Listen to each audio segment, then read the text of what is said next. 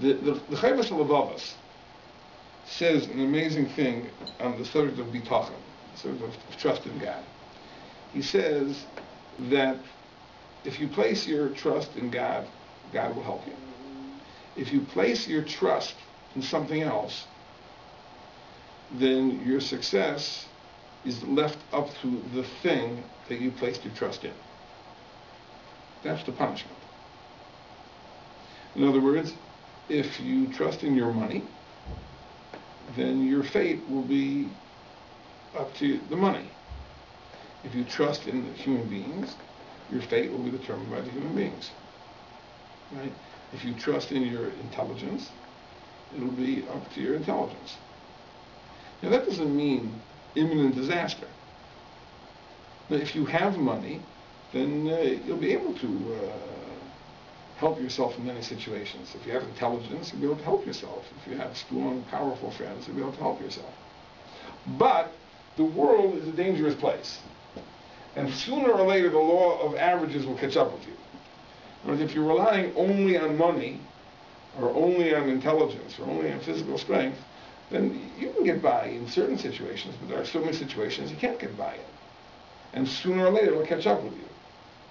If you rely on the Rebbeinu Shalom, then you're safe. But what the Chavos Levavos is telling us is that when you take your trust and turn it away from God, it doesn't mean that all of a sudden you're going to fail and suffer miserably. You can succeed. You know, the people that have invested in all these derivatives and credit swaps and so on and so forth, and made fabulous sums of money, in the years up to 2008.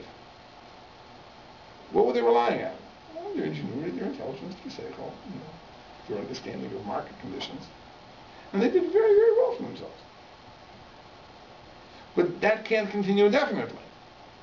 In other words, you reached a point where there's a cyclical pattern to the economic cycle, and what goes up must come down, and it came down with a big thud. Right? We shouldn't expect that a person who places his trust in something other than God, that the person will suffer abject poverty immediately. It doesn't work that way. God says that you rely on your money, you rely on your intelligence, you rely on your physical strength, fine, so be it. Let's see how long you can manage. Some people will manage longer, some people will manage less, some people have more money, some people have more intelligence, etc. But if you're relying on that, God says, okay, till it runs out, you'll succeed to a certain extent. But beyond a certain point, it can't hold up because your resources are finite, and therefore your success will be finite.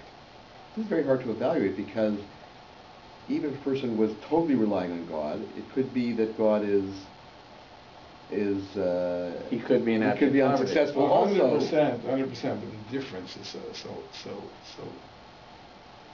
vastly different. Let me explain the difference.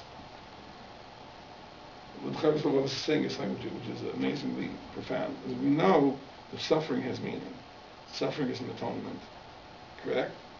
Suffering, it's a kapara, it purifies, it cleanses the person, it refines the person, and so on and so forth. There's a benefit to suffering. But not suffering you bring on yourself. I mean, if a person takes a revolver and blows his brains out, you're not going to say, it's a kapara. Right? He put that suffering on himself. So the Chavos Levavos is saying that when we place our trust in someone other than God, the negative consequences of that decision we brought on ourselves. And that suffering doesn't have any of the advantages of kapara or cleansing or refinement. That is like suicide, because we've just dug ourselves into a hole. But you place your trust in God, it's not a guarantee. But one thing is a guarantee, that whatever happens is for your best, it's for your good. Right? Even if it's unpleasant, it's for your good. It's a kapara. It refines the personality. So that means that not all suffering has that impact. That's right. Look, we understand this. Again, in my muscle, if a person commits suicide, You would say that his suffering has a benefit? Today, Bernie Madoff feels much less happy than he did 2 years ago. Yeah, he went on himself. Let's put it this way. Does that bring him to tshuva, or? It may bring him to tshuva, which would be very nice. But the point is, the suffering itself is not going to do anything for him. It's not going to accomplish what God sent suffering can accomplish. No, I'll just tell you, the Baal Tanya writes this in a way which is even more frightening, right? Because we know that there were people that believed that fasting and all that was a very integral part of tshuva, right? Baal Tanya writes that fasting doesn't lead to atonement for sins. Because fasting is like any suffering you bring upon yourself. The suffering you bring upon yourself is not a kapara. So this is random. So what is the role of fasting? He has a role when fasting is appropriate. But the people that assume that the purpose of fasting is that by punishing myself, I'm going to have a kapara, it doesn't work that way, Baal Tanya says. You don't get a kapara by bringing suffering on yourself. But this is what the Chayvus Halav is saying. So the point I'm making, back to our idea, is that that in times of hester panim, in times of concealment, a very root cause of the concealment is that we are not connecting to God. We are not thinking in terms of the relationship with God. We're running our lives in accordance with our own talents, our own resources, and so on and so forth. And we bring suffering upon ourselves. That suffering we bring upon ourselves, right, doesn't have the qualities of suffering that God sends. It isn't instructive. It doesn't create atonement. It doesn't do anything. We just hurt ourselves. That really is the issue over here. Whatever the technical reasons for our not observing the laws of Tzaras are, and there can be many, but I think the root of it is that when we lived in a time that we were connected to God, so God says, I'm going to have a relationship with you. I will communicate with you. I'll send messages. I will send this code that the Kohen can decipher and tell you exactly where you're going wrong. But when you reach the point where there's concealment, and why is there concealment? There's concealment because we become oblivious to our relationship with God. So nothing has any significance anymore. Right? Our not having negoyim doesn't mean anything. It just means we've been using a lot of soap and water. Right? And our having negoyim doesn't mean anything. It just means that maybe we missed a spot when we were bathing, right? And therefore we got infected. But it doesn't have the quality of a communication from God anymore. So therefore God said, listen, if it's not going to be a message which I am sending, there's no purpose of going through the rigmarole of going to the Kohen and figuring out the symptoms and what it means and so on, because it doesn't have that meaning. And therefore about the burden, but about the conditions that would result in our not observing the laws of Tzaras. Because Tzaras attack doesn't have the same message nowadays. It doesn't mean that. In other words, it is now a natural occurrence, if it would happen.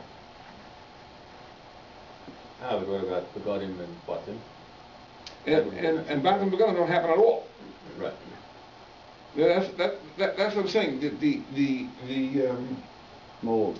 The fact that Rabbi Akiva even asked this question, right, seems to indicate that Rabbi Akiva held that it was a fact that there were people that suffered symptoms that would be described as Tzaras.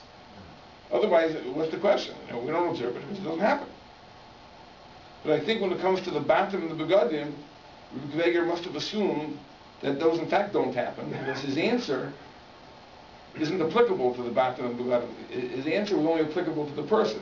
Remember, he answered that you'd have to shave, which is a biblical prohibition, so for that you can't rely on Kohanim Chazaka. That doesn't explain the houses and the clothing. So Rabbi Akiva's assumption seems to have been that the houses and the clothing in fact didn't happen, so that's why we don't observe it. But he felt that there were symptoms that people showed that were indicative of Tzaras, and therefore he has to come up with another answer.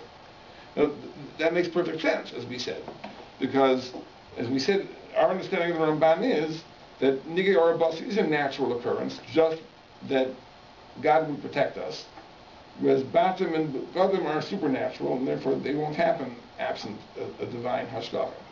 But this is the idea which follows. But Nigei Arabas only have spiritual meaning if we're on that level that God would protect us, if not for the sin. But if we are on our own, so to speak, we're left on our own, so it's like, now it doesn't become an issue of hygiene. So once it's an issue of hygiene, there's no significance. What's the point of going through the observance of laws and tzara'as? It's a little hard to accept because, granted, we had very clear forms of communication at one time that God would send his messages through prophecy, through kosher mishpat, through one thing or another. And they're each been stripped away from us. We've lost it.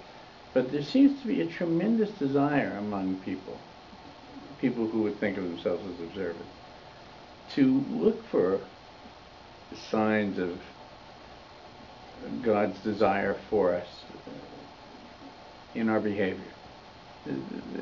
People are always discussing it and looking for it and saying, examining why did this. He should examine his own actions. Right? What's he examining his own actions for? Because God sent something, usually negative. But he's examining his actions because God did send him a message. Wasn't as clear cut as Tzaras. But the market fell, the car accident. You told the story a few months ago about the person making the left turn, and he sneezed. Right? He recognized this was something that was not a simple sneeze. He doesn't usually sneeze. That this was a life-saving sneeze, or a car accident avoiding sneeze. He recognized it as a message from God. It wasn't the same thing as the details of Tzaras that we have. So when God turns away from us, it seems that we try harder. I can answer this objection in a number of ways, right? I'll mention a couple. One is that it isn't only the consideration of the individual in question. It's a consideration of society in general. In other words, can we have a situation where clearly there is a message which is sent, and spiritual repair brings about the healing? What would that do to everyone else involved? But I think that you may be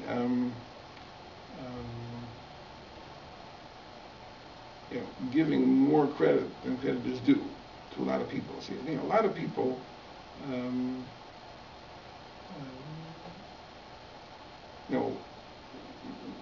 when things are foul, right, all of a sudden they become motivated to look for causes.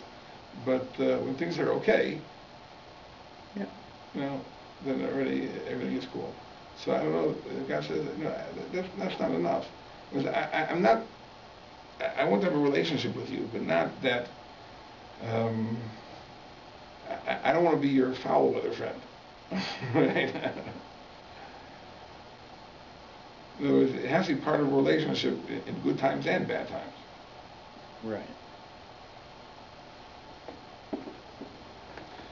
So I think that if you read this parsha and you ask yourself, what is the lesson of this parsha? Like, what is the moral we're meant to extract from this parsha, which talks about Tzaras in excruciating detail?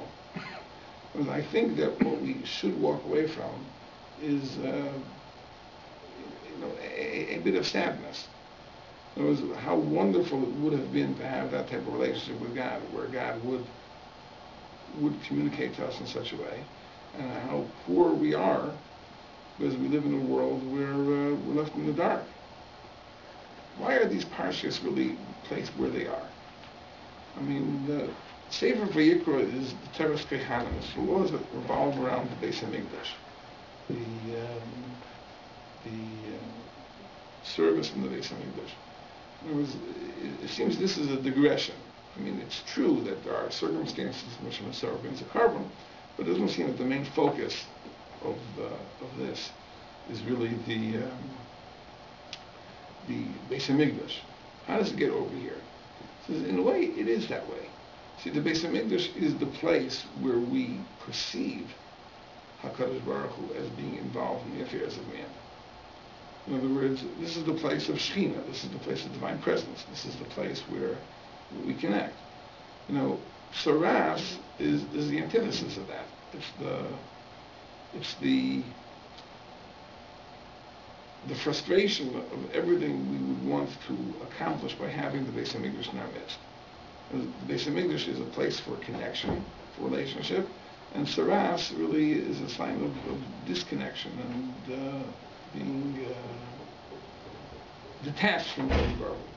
I mentioned there's a cute thing. The Sefer Yetzirah says that there's nothing worse in life than nega, which is saras, and nothing better in life than oneg. Now, oneg and nega are the same things rearranged. Oneg Shabbos. And in fact, there's a Zayar which says that saras, one of the sins for which saras comes, is the sin of neglect of oneg Shabbos. Well, it's hard to imagine what's the connection of oneg Shabbos and nega saras. I think that oneg and nega are really two opposites. In other words, nega is estrangement, it's disconnection from God. It's oneg is the deepest connection. So if you don't want one, you have the other. But the even worse disconnection, right, is not having nega. As we say, in other words, it's a wonderful thing to be rewarded by your parents. It's not as pleasant to be punished by your parents. But the worst thing is to be ignored by your parents. Right? That's the worst thing. So, eineg is a wonderful thing. You have that type of connection, Shabbos with the bonus level. Nega is a very, very sad thing. That's what Saras is all about. But we're in a situation which is worse than all of that. That you say we're ignored. Or God says you're on your own. And that's something that I think it should be thought we think about when we read this parsha, and it's very, very, very meticulous detail, that there's an underlying theme which is something we should want, a special type of relationship that we should really want to have with HaKadosh Baruch Hu. Okay, we'll hold here. Everyone, welcome back. Great. Hope you had a great Pesach.